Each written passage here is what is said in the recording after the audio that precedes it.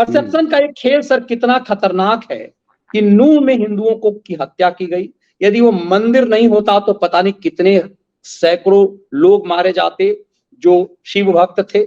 भोलेनाथ ने रक्षा कर ली अपने कक्ष में बुला करके, वरना नूह में जो प्रपंच हुआ, जिस ढंग से जिहादियों ने उत्पात किया।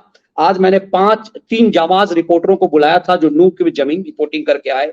मैं व्यूअर से कहूंगा उसे जरूर देखिएगा, उनके अनुभव से आपके पूरे दिमाग के तमाम पर्दे खुल जाएंगे और सरकार तक वो बात पहुंचे जो उन युवा रिपोर्टरों ने पहुंचाई है। लेकिन इसके बाद भी देखिए सर, वो बता रहे थे कैसे परसेप्शन गढ़ा गया। जैसे दिल्ली में गढ़ा गया था कि कपिल मिश्रा ने कह दिया इसीलिए दंगा हो गया, और पूरे उन तमाम राक्षसों को, आम आदमी पार्टी के राक्षस को, उस ताहिर हुसैन को, उमर खालिद को, सरजिल इमाम को बचाया खैराती पांडे गैंग ने। ये कह दिया जो दिल्ली पर वो शाहरुख खान को अनुराग मिश्रा बना दिया। ये परसेप्शन करते करते ये खैराती पांडे ने, आपने देखा होगा कि वो मोनू माने सर, मोनू मोनू मोनू करने लगा। अब उसका सच राजस्थान पुलिस ने सर खोल दिया है। राजस्थान पुलिस के जो बड़े आला अधिकारी हैं उनको जरा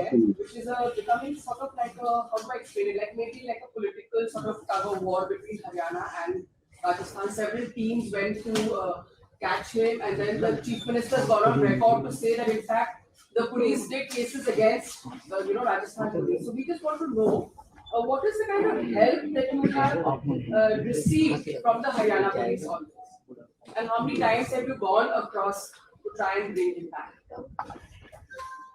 देखिए वो नूह में ही हमारी टीम गई थी और मैं हरियाणा पुलिस पे कोई भी आरोप नहीं लगाना चाहूँगा। हमारा प्रोफेशनल अप्रोच है, हम उनसे मांगते हैं मदद। इसमें जो मेन मुद्दा है वो है इंटेलिजेंस का। इंटेलिजेंस अगर होगा तो वो पकड़ा जाएगा। मैं ये भी बता दूं कि जो डायरेक्टली इन्वॉल्व जितने लोग हैं, जो एक होता है इनर जो सर्किल, जो क्रिमिनल्स जो ऑन द स्पॉट थे, घटना में प्रत्यक्षतः शामिल थे, उनमें वो नहीं है।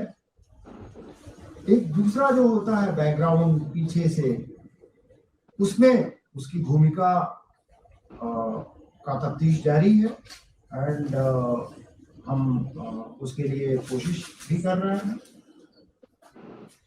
हम ये नहीं कह सकते कि हरियाणा पुलिस सहयोग कितना कर रही है, नहीं कर रही है। कई चीजें हम पब्लिकली कहने की नहीं है, बट ये फैक्ट है कि अभी तक वो हमारे सामने नहीं आया है, उपस्थित नहीं हो पाया है। जो शेष क्रिमिनल्स हैं उसके बारे में भी हमने हरियाणा पुलिस को निवेदन किया है, व्यक्तिशः हमने भी कर रखा है। अब वो हो सकता है उनके पास भी इंटेलिजेंस न हो, हम उसके बारे में कोई भी टिप्पणी करने से बचेंगे कि वो उनका, क्योंकि we don't know. Rajasthan police ने एक नए तथ्य पर अब विमर्श को छेड़ दिया है। पूरा आपको याद होगा कि पांडे ने मोनू इन मेट्रो, मोनू इन फलाना करके इस पूरे परसेप्शन, जैसे दिल्ली दंगा के लिए कपिल मिश्रा को और अनुराग ठाकुर को के ऊपर की उन्होंने जो नारा दिया था कि गोली मारो सालों को, तो अनुराग ठाकुर और कपिल मिश्रा को एक्यूज बना दिया। ये ऐसे ही षड्यंत्र करते हैं कि गुजरात में जो दंगा हुआ उसके लिए गोधरा की चीजों को, साबरमती एक्सप्रेस को भुलाकर कहीं और ले गए। ये नैरेटिव का खेल कितना बड़ा षड्यंत्र है जो फिर एक बार खुल करके आ गया है।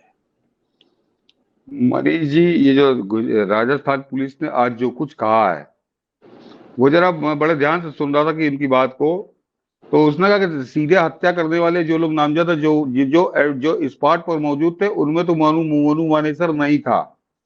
ये बहुत साफ शब्दों में राजस्थान पुलिस का डीजीपी कह रहा है और हत्याकांड के 4-5 महीने बाद कह रहा है। यानी पूरी जांच पड़ताल सब चल रही है, तो बाल की खाल निकाल चुकी होगी राजस्थान की पुलिस।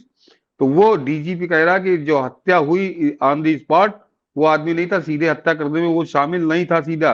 और वो दूसरा सेंटेंस मनीष जी बड़ा महत्वपूर्ण है। वो कह रहा है जो दूसरा ऑर्बिट है, जो लोग इसकी बैकग्राउंड में जिनमें है, उनमें उसकी क्या भूमिका है, इसकी जांच अभी हम कर रहे हैं। ये भी समझ वो उसमें भी उसको शामिल नहीं बता रहा। तो जरा दर्शक समझे कि वो कायदे से अभी उसमें भी, मैंने कहा ना कि ये बात ऐसा नहीं कि परसों नरसों हत्या हुई है और अभी 48 घंटे में पुलिस को बयान देना पड़ रहा है। ये 5 घंटे से पूरा देश का मुद्दा बना चुकी है, खासकर कांग्रेस तो एक एड़ी पे नाच रही है रख के उस समय। और कांग्रेस की सरकार है राजस्थान पुलिस में, उन परिस्थितियों में राजस्थान की पुलिस का डीजीपी ये कह रहा है कि सीधे हत्या में नहीं शामिल था, और जो बैकग्राउंड में जो जिनकी चर्चा है उसमें भी उसकी क्या भूमिका है, इसकी अभी हम तफ्तीश कर रहे हैं। तो अब मनीष जी तफ्तीश नहीं कर रहे हैं, अब ये सिगूफा बना रहे हैं, अब ये सिगूफा बना रहे हैं, सीधे सीधे उस आदमी का कोई लेना देना इस हत्याकांड से नहीं था। तो इन कांग्रेसियों ने, कांग्रेसी सरकार की, कांग्रेसी पुलिस के डीजीपी ने साफ कह दिया कि मोनू मानेसर के बारे में आज देश को सच बताया है मनीष जी, देश को। तो इसने जितने ये नेता और परेता जितने थे इनके मुंह पर तो कालिक पोत दी और एक बार फिर ये साबित कर दिया है कि ये निर्दोष हिंदू को भी फांसी पे लटकाने के लिए आतुर रहते हैं और मुसलमान हत्यारों को बचाने के लिए एड़ी चोटी का ये जोर लगा देते हैं। जैसे ताहिर हुसैन को बचाने के लिए जोर लगाया, शाहरुख खान को कोई मिश्रा नाम बता के उसका जोर लगाया। अनेक उदाहरण है। यहाँ पे अखिलेश यादव ने 19 आतंकवादियों की सजा माफ करा दी थी, आदेश करके इनको तत्काल जेल से छोड़ दो। तो अगर हत्यारा मुसलमान है, आतंकवादी मुसलमान है, तो उसको बचाने के लिए किसी भी हद तक चले जाएंगे। लेकिन अगर हिंदू है तो निर्दोष हिंदू को भी उन मुसलमानों को खुश करने के लिए ये फांसी पे चढ़ाने के लिए आतुर हो जाते हैं। तो ये मोनू मानेसर का ये केस इससे कर रहा है। लेकिन मनीष जी एक बात और भी है, इसी में एक पहलू और है। नेताओं को तो छोड़ दीजिए, जो सेकुलर धंधा करते हैं, पेशा करते हैं सेकुलरिज्म का, इनकी बात तो छोड़ दीजिए। ये जो न्यूज चैनल बैठे हैं, इन सारे न्यूज चैनलों के एंकरों, एडिटरों पर आज ये राजस्थान की पुलिस के बयान ने फिर एक बार इनका मुंह काला किया है। क्योंकि मनीष जी ये खबरें ये शाम को 5 बजे से लेकर 11 बजे तक जो मंडी सजाते हैं अपने यहाँ बैठ के, तो ये पत्रकारिता नहीं करते, ये दुकानदारी करते हैं। ये जो दुकानदार है, मूंगफली बेचने वाला या सब्जी बेचने वाला दुकानदार बैठता है कि पल्ला दोनों तरफ बराबर रहना चाहिए, तो ये बैलेंस किया करते हैं वो मूंगफली बेचने वाले, वो सब्जी बेचने वाले दुकानदार की तरह, कि अगर मुसलमान हत्यारे को हमने गरियाया है तो हिंदुओं को भी गरियाना है। ये कुकर्म किया करते हैं। इनको नूह के दंगाइयों को गरियाना था, तो इन्होंने मोनू मानेसर नाम का एक काल्पनिक भूत गढ़ा। और उस पर आप दर्शकों को चैलेंज करता हूं कि किसी न्यूज चैनल, एक करनी बात कर रहा हूं, किसी न्यूज चैनल की उस नूह के दंगे पर रिपोर्ट देख लीजिए। वो कई तो क्या कहूँ, चेहरा अच्छा हो, देखने में आकर्षक होना चाहिए, हसीन सेक्सी होना चाहिए, तो आओ तुम खबर पढ़ने लगो। ये तो पैमाना हो गया है कि वो रोज शाम को 5 बजे कि वो मोनू मानेसर पे क्या होगा। अब इनके मुंह पर एक कालिक पोत दी है कि ये पत्रकारिता नहीं कर रहे थे, ये दुकानदारी करते हैं, खबरों की मंडी में से बैठ जाते हैं। कि ये समझ लीजिए कि क्या स्थिति है इन लोगों की। और ये मोदी विरोध के उसमें कैसा पागल हो गए हैं कि ये 100 करोड़ हिंदुओं को अपना दुश्मन मानने लगे हैं। ये 100 करोड़ हिंदुओं को अपना दुश्मन मानने लगे हैं, लेके सुरजेवाला के उस कुकर्म से और ये राजस्थान पुलिस के खुलासे तक। ये सारी कहानी एक ही बात पे जाके टिक जाती है। इसकी धुरी एक ही चीज है, ये इस देश के हिंदुओं को अपना दुश्मन मान रहे हैं, और ये बात हिंदुओं को समझ लेनी चाहिए। बस इतना ही कहना है।